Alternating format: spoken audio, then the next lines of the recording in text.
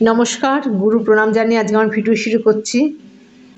যেই টপিকের ওপর আজকে আমি আলোচনা করব সেটা হলো বৃষ রাশির মার্চ মাস ঠিক কেমন যাবে, কতটা সাফল্য কতটা ব্যর্থতা বৃষ রাশির জন্য অপেক্ষা করছে সে সম্বন্ধে আপনাদের সাথে আমি আলোচনা করব, ডিটেলসে আলোচনা করব।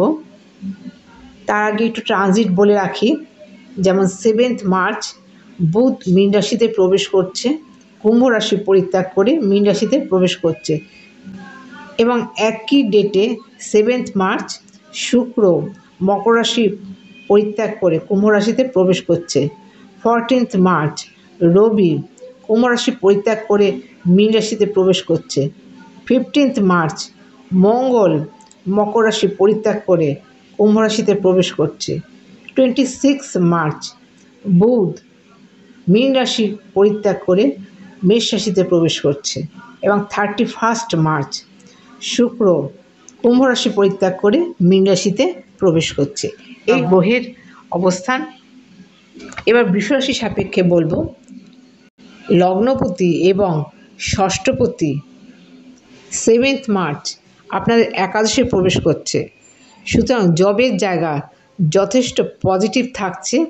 যে কোনো ধরনের গভর্নমেন্ট বা প্রাইভেট যে কোনো ধরনের জব কিন্তু আপনাদের জন্য এই সময় ভালো একটা রেজাল্ট দেবে এবং শত্রুর কিন্তু হানি হবে, অর্থাৎ শত্রু আপনাদের কাছে পরাজিত হবে।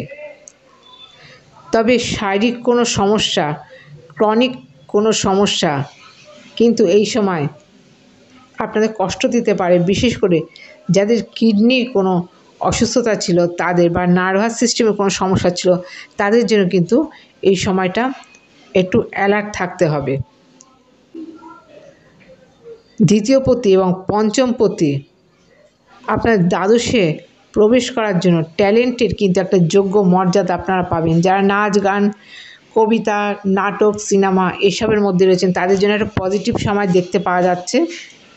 এবং ছোটোখাটো ভ্রমণ বা ট্যুর কিন্তু এই সময় আপনাদের হবে। নানা ধরনের জব অফার এই ট্রানজিটে আপনারা পাবেন।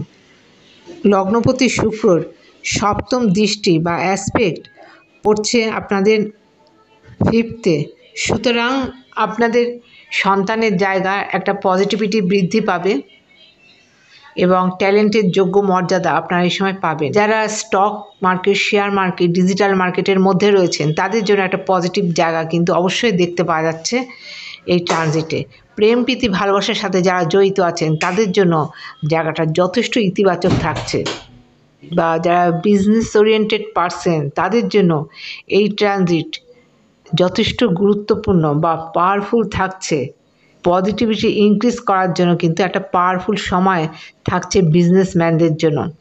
যারা নিজস্ব পেশায় যুক্ত, যারা ডক্টর, যারা সিএ, ওকালতি পেশার সাথে যুক্ত আছেন তাদের জন্য সময় পজিটিভ থাকছে। বিবাহিত জীবনে বা দাম্পত্য জীবন কিন্তু এই ট্রানজিটে একটা সামঞ্জস্যপূর্ণ থাকবে।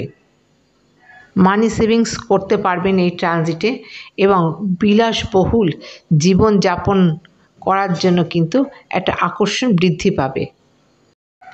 আশা করছি প্রয়োজনীয় তথ্য আপনাদের জানাতে পারলাম। তাহলে আজকের মতো এখানে শেষ করছি। নমস্কার।